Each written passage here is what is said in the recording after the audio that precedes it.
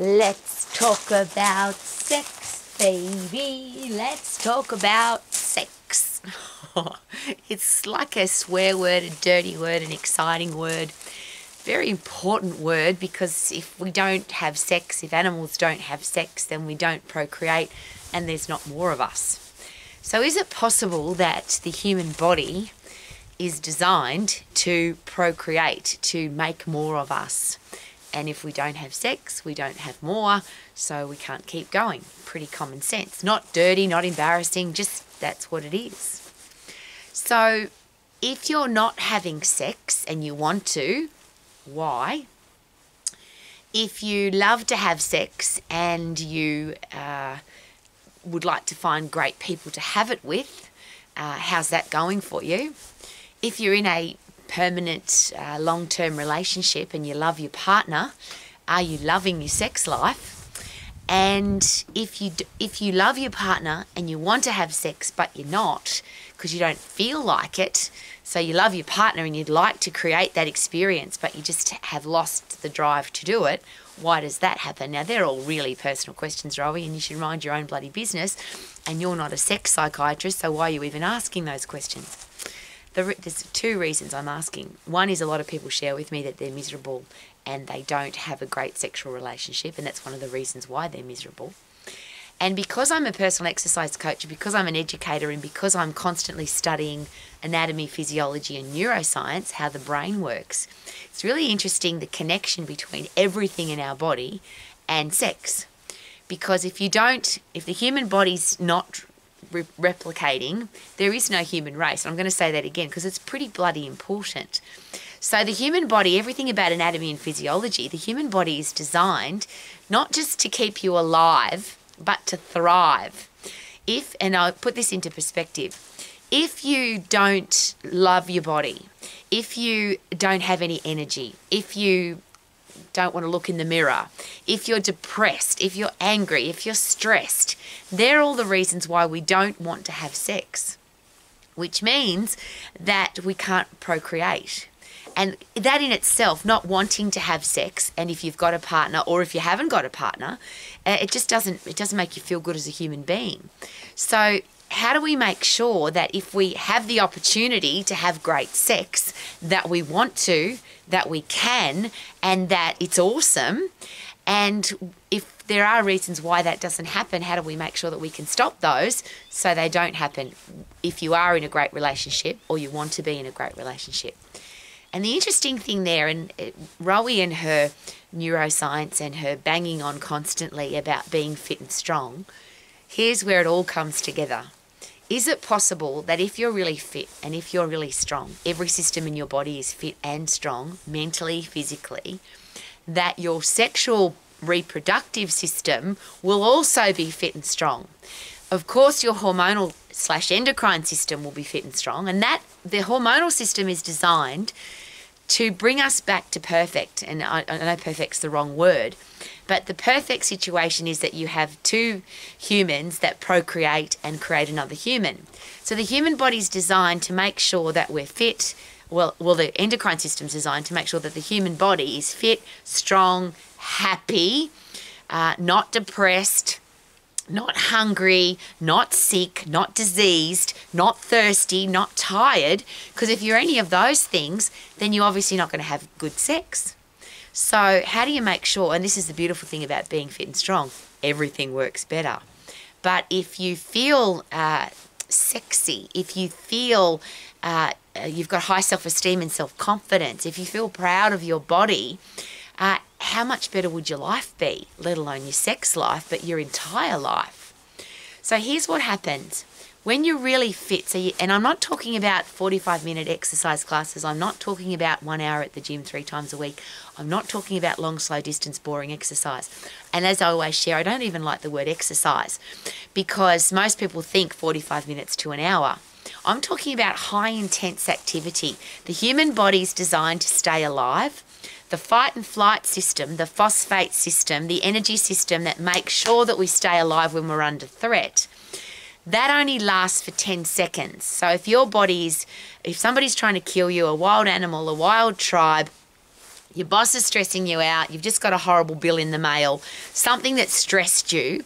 Your body is now designed to either get the hell out of there fast or fight fast. And not fight for half an hour, not sprint for half an hour, because you can't. It's about getting out of there really fast or killing that thing really fast, which is the phosphate system. It's 10 seconds of high intense activity where your body is at 100% effort.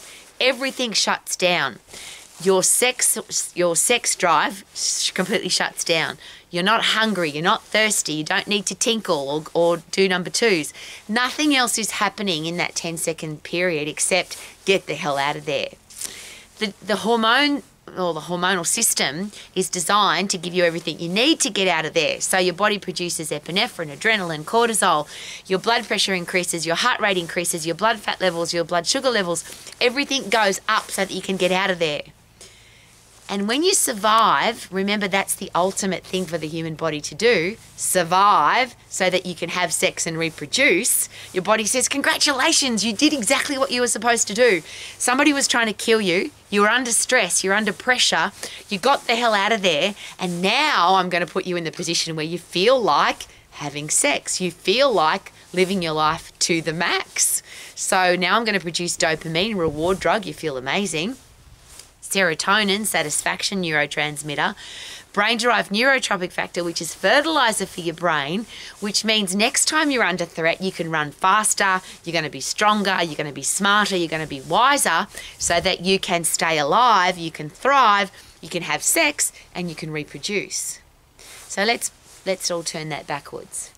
If you're unfit and if you're weak, if you're stressed, if you're tired, if you're overweight and you don't like what you see in the mirror, if your body's not working well, that means your hormonal system's not working well, so your sex drive won't be working. Your central nervous system's not firing effectively, so you just don't feel like doing anything. Your immune system will be breaking down, so you feel sick, you get sick, and of course when you're sick you don't feel like having sex. So when you pick up a germ, a bug or a virus, you've got a runny nose, you've got aching bones, you're sick, obviously you've got to get out of that state. When you're fit and strong, you're very unlikely to get sick because you've got a strong immune system. If you get attacked by germs, bugs, viruses and diseases, your immune system will fight them off and you'll never get sick. Or if you do get sick, you'll get better much quicker, and it's whatever you were attacked with is much less likely to come back, and you'll get rid of it much faster because you're fit and strong. Your digestive system. If you go out for a gorgeous meal with somebody and you want to have sex afterwards, but you feel bloated, or you feel you've got pain in your tummy, or we hear about irritable bowel, we hear about bloating, we hear about I can't eat all these different foods because they make me feel bad. If you've got a great digestive system, a healthy, fit, strong digestive system where what goes into your mouth comes out your bum real quick, the junk comes out, the vitamins, minerals, macronutrients, micronutrients, the stuff that you need stays inside your body and the rest removes itself, are you more likely to feel good? If you feel fat and bloated and overeaten after dinner, how likely is it that you're going to have a great sex session afterwards? You're just going to want to go home and sit on the couch or go to bed because you feel crappy. And we wonder why we've got relationships that aren't working. And I put this into perspective, and I can only talk from a female perspective, but I've spoken to a lot of blokes. This is one of my favourite quotes when it comes to sex. Women need to feel loved to have sex, and men need to have sex to feel loved. I'll say that again. Women need to feel loved to have sex, and men need to have sex to feel loved. Now, there's two different headspaces there, and maybe that's why there's a lot of disconnection. But if a woman loves herself, so she feels loved because she loves herself, she loves her body, she loves the way she looks in the mirror, she feels energetic, all the junk's coming out of her body quickly because she's got a great digestive system, she's not sick because she's got a strong immune system, she's got a hormonal system that's not busted and broken, and every part of the hormonal system for a woman is designed for her to want to have sex, to look good, feel good, have the energy to have sex. That's what we're designed for. Whether you like it or not, that's just simple biology. And isn't that exciting? But if your hormonal system's busted and your digestive system's not working fast, and you're sick because your immune system's busted, and you've got weak muscles and bones, so you haven't got any energy to do anything, that affects your brain, so you feel tired and lethargic. That, of course, means no sex. And for a guy, no sex means that he doesn't feel loved. Now, there's a really complicated situation, isn't it? I'm not a psychiatrist, I'm not a psychologist. I've studied neuroscience now for a very, very long time, and I still don't know very much. But here's what I do know. Is it possible, and just please consider this, is it possible that if you were the fittest you could possibly be, if you were the strongest you could possibly be, the side effects of those two things is your brain works and your body works. Your central nervous system works, your endocrine, that's your hormonal system works, your muscles and bones are strong, so that means you've got good posture. You've got a fast metabolism, so you're very unlikely to be overweight. So your body looks good, your body feels good, everything inside's working. Is it possible that if you've got all of that working together, that you'll want to have sex? Now, if you want to have sex and you haven't got anybody to have sex with, is it possible that if you look bad, if you're overweight, if you've got bad posture, if you've got poor self-esteem, if you get jealous easily, if you're depressed, if you're angry, is it possible we have to take responsibility that if we are that kind of person, that we're not very sexy? Who wants to hang out with somebody that's depressed and angry and anxious and jealous? A lot of relationships break down because the partner's jealous. If you love who you are and you're a powerful, passionate, positive person, if you think your partner's cheating on you, my answer is this: go cheat and then get out of my life. If you don't love me, I love me, so I don't need you in my life. But because I'm a strong, powerful, passionate person, I'm more likely to attract that kind of person into my life, not somebody that's jealous. And so can you see how it's such a beautiful process? If you want to have great sex, could it be about you being a great person, a healthy, fit, strong, mentally tough, mentally strong person? If you want to attract that kind of person into your life, of course, you've got to be that person. And everything about the whole sexual process, whether we like it or not, and I'll go back to the differences between men and women, we can say that men are visual creatures and they like to look at something beautiful. A lot of women share with me, I'm not beautiful, so I don't want to have sex with my husband because I don't want to turn the light on, I don't like who I am, so I don't want to have sex. And I understand that. Well, here's how I understand that. Why would you put up with that? If you don't like who you are, change it. If you don't like what you see in the mirror, change it. Isn't that awesome that you can? Get fit, get strong, change your posture, change your attitude, change your emotional hormonal system, change your digestive system, get physically healthy with a strong immune system, and then all of that fixes itself. So the person that you have brought into your life, if you don't want to be with them because they are lazy, undisciplined, they're just not your kind of person. If you've got low self-esteem and low self-confidence, is it possible that you accept that person because you think you don't deserve better? And that's one of the things I can never understand. If you're the best person, and I hate the word best, so I'll use a different one. If you are fit and strong and getting fitter and stronger, if you are becoming a better person every single day, is it possible that that's who you'll attract into your life? And you won't accept second best. We get what we accept. If you are wanting to have a gorgeous person in your life, if you're a bloke and you're a visual and you want to have a gorgeous woman, my question is this: are you a gorgeous man? Are you in peak physical condition? Have you got good posture? Have you got a career or business that you're passionate about because that makes you interesting and exciting? Have you got a great sense of humour? Do you dress well? All the things that women find exciting. And if you're a woman and you want your man to find you exciting, there's two parts to this. Is it possible that beauty is built on the inside, not the outside?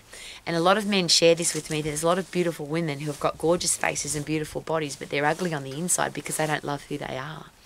And if you don't love who you are, that's a self-confidence, self-esteem challenge that, of course, is caused by your hormonal central nervous system, your brain. Is it possible that if you're fit and strong, you'll love who you are? So I'm going to wrap all of that up. If you want to have great sex, have a healthy, fit, strong body. Are you more likely to have a better physical experience when you have sex? Of course, the answer is yes. If you want to attract great people into your life, and if you how could you do that without being a great person, physically, mentally, emotionally? And if you've got somebody in your life that isn't the person that you want, why are they there? Because if you're a powerful, passionate, positive person, you don't need to have that person in your life because you love who you are. And here's probably the most controversial topic of all. How can you have great sex with somebody else if you can't have great sex with yourself? And if you love who you are and you know what your body loves and you know what you appreciate physically and mentally, then are you more likely to attract the right person into your life rather than some person just to have sex with? There's a great line in a country song that I really appreciate. It's not about sleeping with somebody, it's about sleeping with somebody you love. It's not just about having sex with somebody, it's about having sex with somebody that you love. And could that start with yourself? Do you sleep with the person that you love the most? And is that you? And are you having sex with the person that you love the most? Is that you?